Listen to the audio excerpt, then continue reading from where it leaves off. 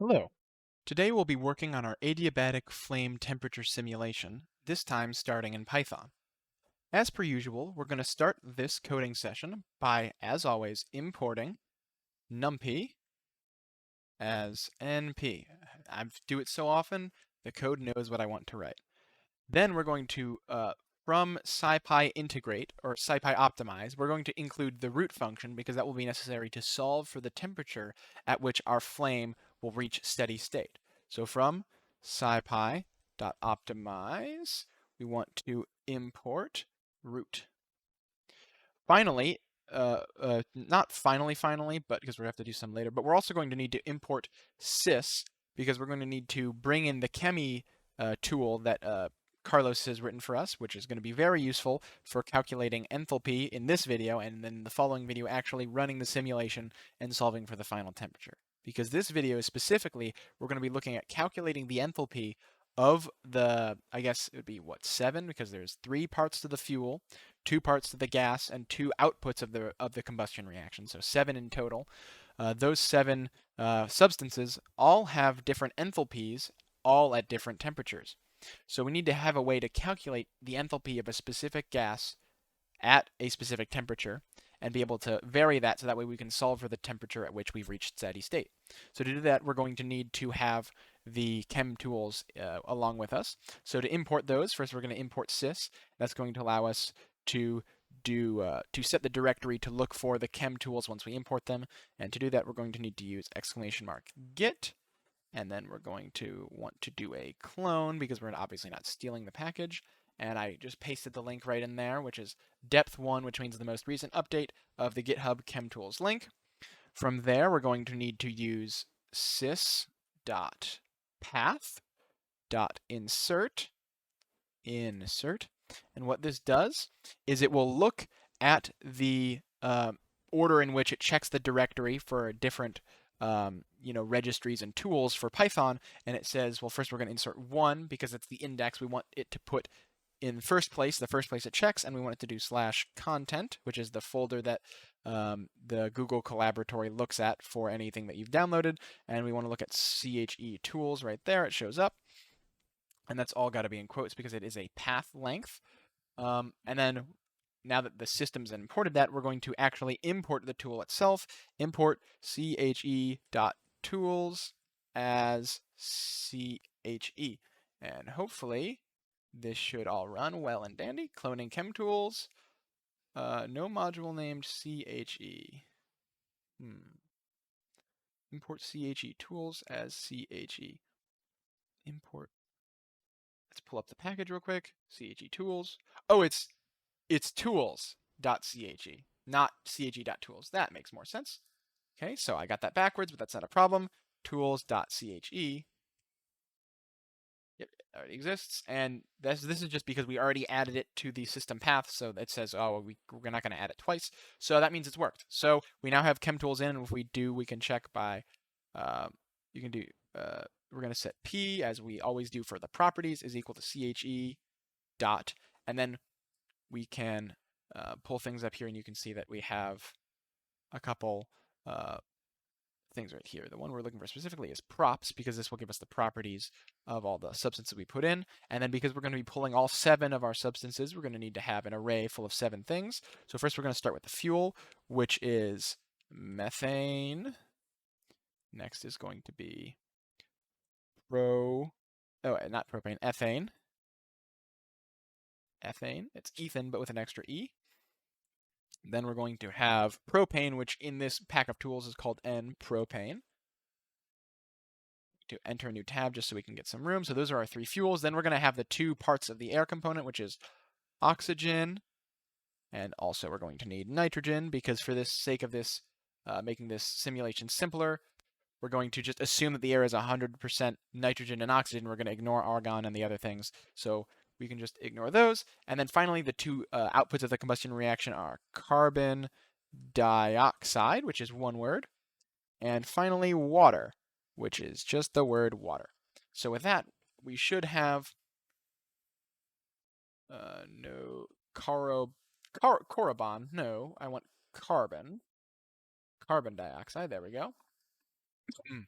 That's fine. It's because Google Colaboratory runs on a CPU, not a GPU. So now what we've done is we've set to the properties to the letter P. Let me type. If we set to P dot, it will give us a list of all the properties, and each one of these properties, if I just pull this one up randomly, it will give us that property for every single one of the substances we've put in here in that order. So this one will be for methane, ethane, and propane, oxygen, nitrogen, carbon dioxide, water. I don't actually know what CPLC is, but I'm not going to worry about it too much because that's not what we're here for. So what we need to do is we need to calculate the enthalpy for all of these gases at all of the different temperatures.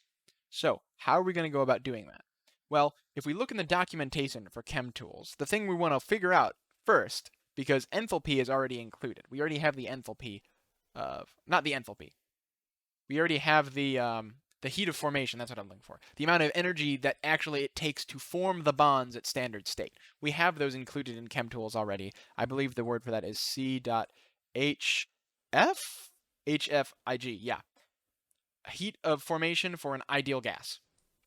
So if I do this, this is how much energy it takes to make all of these from their component molecules or component elements in standard state. So that's why oxygen and nitrogen right here are 0, because oxygen is O2 and that's standard state, and nitrogen is N2, which is also its standard state. So this accounts for all of our standard state right here. I'm going to put this in comments just so we can remember. PFIG is heat of formation from standard state, if I spell state correctly, at room temperature, which is 273.15 Kelvin. So we need to worry about that for right now, but it will come up once we kind of wrap up our enthalpy equation, and we can ship it into our next video. So that's our heat of formation, but how do we calculate the amount of heat it takes to raise a substance to a specific temperature? Now, obviously, that's going to depend on the heat capacity of that substance. And for most times in casual mathematics and chemistry courses, we simply say that the heat capacity of water is, say, 4 degrees Celsius, or 4 kilojoules per degree Celsius, and then you just multiply the difference. You multiply the temperature by that amount, and you get the amount of heat, or the amount of energy required to raise it to that temperature. However, that's not actually how real substances behave. Their heat capacity depends on their temperature, which means, obviously, since a heat capacity tells you how much energy you need to raise the substance by 1 degree in temperature, when you raise it 1 degree, that changes the amount of energy required to raise it another degree, and so we get a compounding issue where we need to have infinitely many heat capacities for infinitely many temperatures. And obviously, that's not practical, and there's no database of those. So what instead we have is, right here, ChemTools can calculate the ideal heat capacity given these coefficients right here, so we can calculate it ourselves. So what this says is it uses the ChemCAD equation 107, and it calculates it in the amount in joules per kilomole. Now, joules per kilomole is important because our enthalpy that we pulled up right here gives it to us in joules per mole, not kilomole. So it's important that we have to remember that we have to convert the heat capacity from joules per kilomole to joules per mole. So we will remember that. We'll keep that in mind. So what is this equation number 107? What could it mean? Well, I actually have it pulled up right here from the ChemCAD physical properties cover page right here. You can see right here I've highlighted equation 107. And equation 107 is y is equal to a plus b times c over t all divided by the hyperbolic sine of c over t squared plus d, and then the same kind of formula, e over t over hyperbolic cosine of e over t also squared. So what this means is, given these coefficients for a specific substance like water or methane, right here I have water pulled up, so we can see that the 5 coefficients for water are right here. I'm not going to bother to try to read them because that's a bit much, but you can see them right there. Those 5 properties, when plugged into the A, B, C, D, and E of this formula, and the temperature that you're looking at in Kelvin plugged in, it will tell us the heat capacity at that temperature.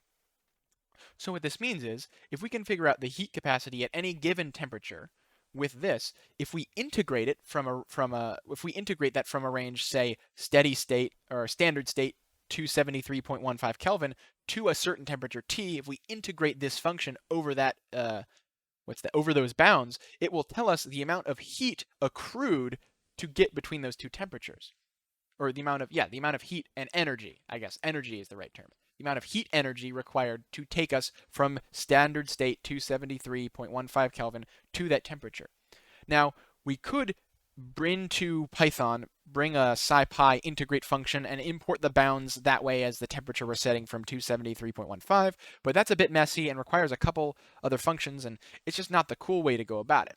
So to be really, really concise with our lines of code, what we can do instead is recall the fundamental theorem of calculus, which tells us that integrating some function, lowercase f, from the bounds a to b is exactly the same as taking the integral of that function f, capital F, and subtracting the value at point B from the value at point A, which allows us to interchange between an integral over a range to simply two values of a function at those range indices.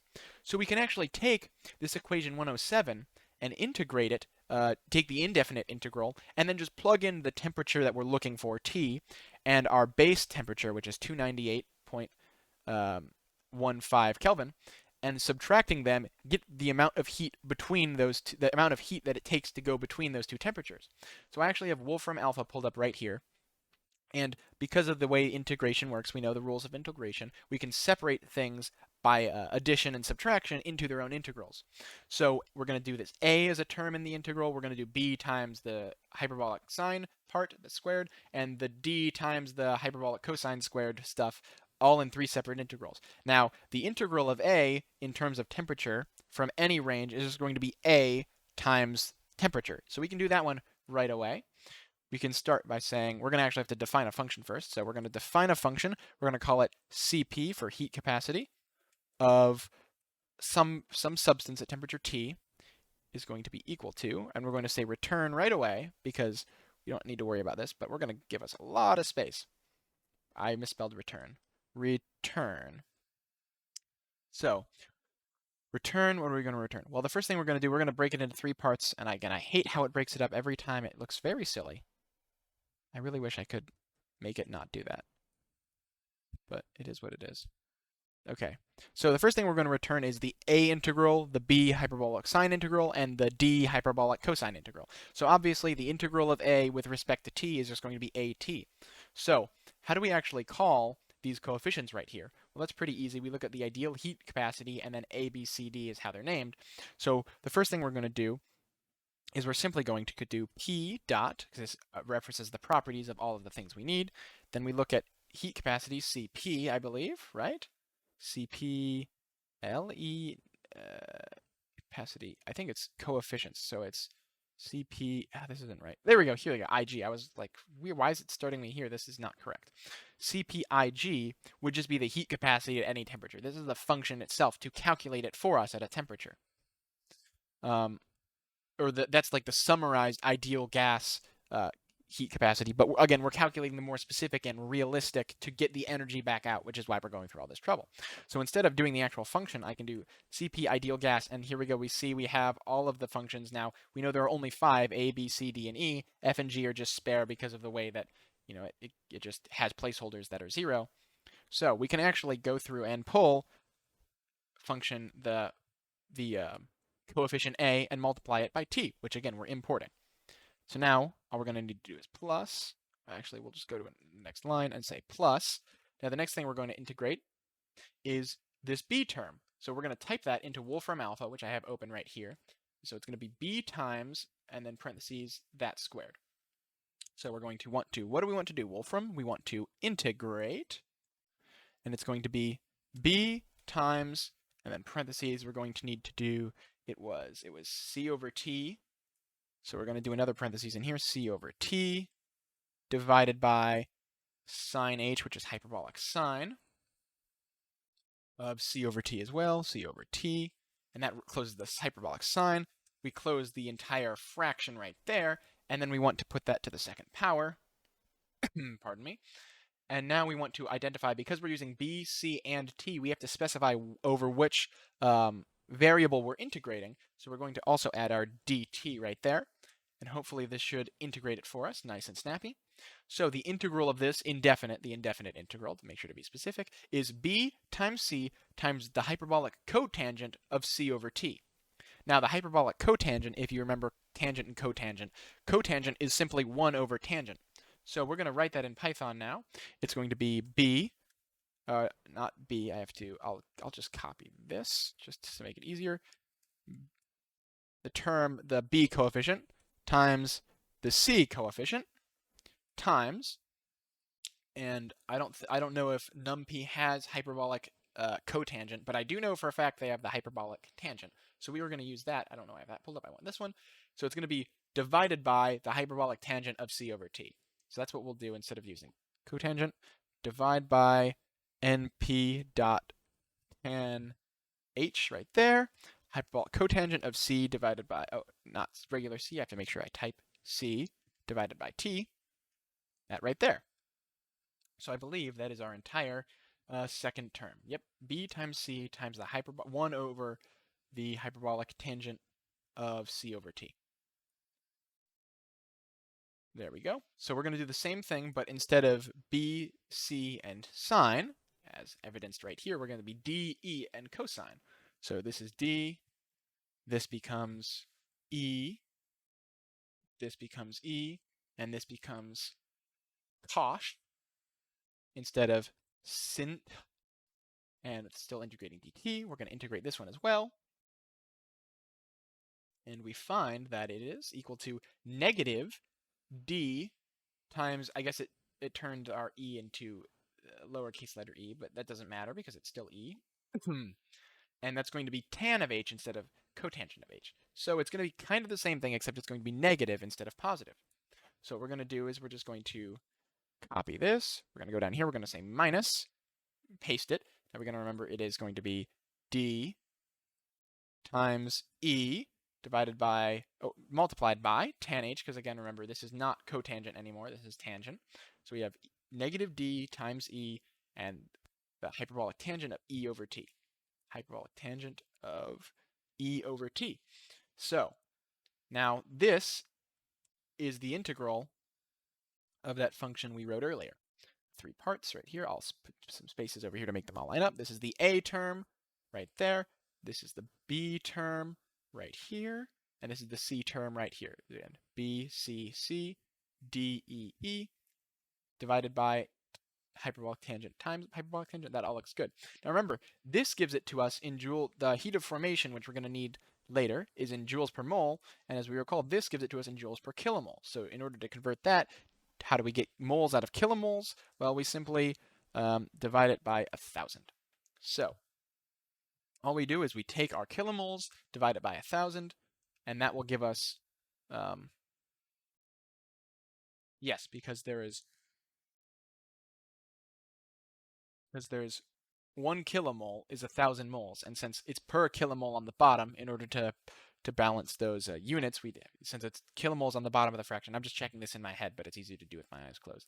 Kilomoles are on the bottom, we need kilomoles on the top, and there's 1 kilomole, there's 1,000 moles, so we need to divide by 1,000. So this should return us the amount of heat it takes to raise a substance, any of the substances, or more particularly all of the substances, because again, this right here, this property, as we mentioned earlier, is an array of this coefficient for every single one of these substances. So it goes through and does this calculation for all substances at temperature T, and it should output an array of all of these at temperature T. And we can test that first by running this just real quick.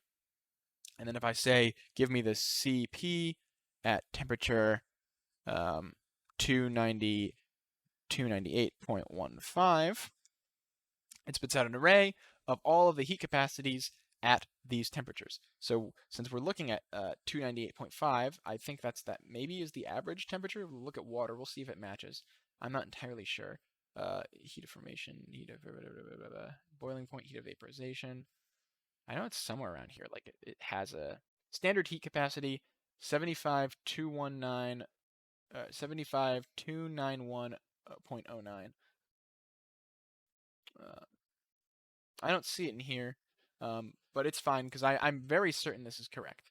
I'm definitely sure that this heat capacity, because I integrated it correctly and there are no typos as far as I can see, so I'm pretty confident that this is correct, even if I can't directly match it to the chem tools, because I didn't research which one of these was the correct one and it's obviously too late because we're recording this right now. So we're not going to worry about it, but CP is definitely correct. We definitely are supposed to divide by 1,000 because I checked with Carlos to make sure, because I thought he might have changed that so we didn't have to, but he did not. So now that we have the heat of formation, that takes care of 1/2 of the internal energy for this combustion reaction. Again, we talked about in our first chalkboard video, or our second chalkboard video, when we wrote out the equation, we broke down enthalpy into both the heat of formation, the amount of energy it takes to bring a substance into existence from standard state elements, and also the amount of energy contained in bringing them up from the temperature of standard state once formed at 298.15 Kelvin up to whatever temperature the reaction's taking place at, because obviously as the flame changes temperature, so too does the reaction temperature. And of course, we need that to work out in a way where there is no net change because it's a steady state system. So now that we have the heat capacity at any temperature, we need to define a new function that calculates the enthalpy at any temperature, because that's what we're looking for this video specifically. That's what this chunk is. So we want to return, well, what do we want to return for this function? Well, what we talked about, there's two components. There's forming it from elementary elements, from their standard state element form, which is contained in the heat of, not vaporization, the heat of formation, sorry. And then there's also the heat component of raising them from the temperature at heat of formation, which is standard temperature, to some unknown temperature. So the way we can do that is, as we talked about here, the function, we can take P dot HF Ig, which is the heat of formation for all of our substances, and we're simply going to want to add all the energy, pretty simple, that it takes at that temperature. So that's going to be Cp, the heat capacity, at T, right? So we think, there we go, we're done. Because right now, we have the heat capacity at that temperature and also the heat of formation. And if we ran it, it would give us a very valid function. However, it wouldn't be correct. Pardon me again. And the reason for that is, right now, we're double dipping on some temperature heat capacity. And if you think about the reason why, we have to remember that this right here tells us the integral, since we've integrated it. This is all of the heat contained by, I should probably change this to record that. It's not Cp, it's Cp int. It's the integral of the heat capacity. Because instead of giving us the heat capacity at that specific temperature, it's giving us the amount of energy contained to reach that temperature. And we have to remember, it's recording, again, the difference in temperature between two. That's the definition of the integral right now that we're using. Because again, we want to truthfully integrate from 298.15 Kelvin to the mystery temperature T to figure out how much energy is contained. And right now, all that we have is an integral with one bound. So we have to remember, we have to subtract all of the heat that is contained already at standard state, which is 298.15 degrees. So what this does now is it takes the whole range, integrates it from essentially 0 Kelvin, all the energy it takes to bring it from absolute 0 to the temperature we're looking at, and then this cuts out all of the energy that is contained while it's at standard state, which is at 298.15 Kelvin. So that way we're not accidentally including that temperature range from 0 Kelvin to 298.15 Kelvin twice, because that would give us an incorrect answer. So I believe with this, it should return it to us in joules as well. I'm going to clear this right here. So if I say the H of,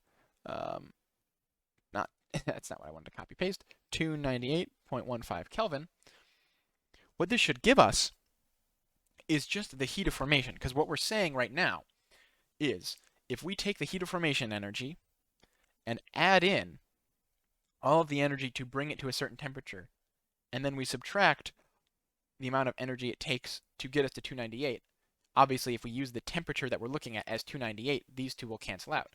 So run this, we see we get 0, 0, 0, which all match if I bring it right down here, if it's P dot HFIG, and bingo, they match, which means our subtraction is good and our integrals are working properly as expected. So this is good. Now we're supposed to directly check this with CHE tools, and I'm not 100% sure how to do that, but after peeking around in the ChemTools library a little bit more, I realized there actually is a direct function to calculate the enthalpy of a substance at a temperature. So I'll do that right over here. Let me get rid of a bunch of this because this is all garbage. Get rid of you, and get rid of you. So as you can see right here, this is our temperature of everything at 300. And if we add right here, we do P dot H. Remember, I was looking at H of F, which is the heat of formation. Right here, and you can see those are properties. That's why they have they're within the object. They're simply properties. But right here, you can see this is actually a function called HIG, which is the enthalpy of an ideal gas. Like this is heat of formation. This is enthalpy. So if I put that in here, and I do the NV, which is the mole volume, so I'll just put 1 to make it not worry about it, and the temperature, I say 300 Kelvin, calculate it, and boom, we can see right here that these match up perfectly, actually, right here. If we look 2.4175, 2.4175, 2.4175, 787, 7878, ours is actually to a slightly higher degree of accuracy. We get an extra digit in there. Unless I'm reading things wrong, in which case 7878, 7878. No, so it's the same degree of accuracy. Anyway, so right here, this is where we prove that our calculation right here, H of 300, is actually exactly the same as ChemTools is, as the one ChemTools includes in its package. So clearly we've done it correctly because these completely and perfectly match. So, with our proof being laid before us, thank you and have a good afternoon.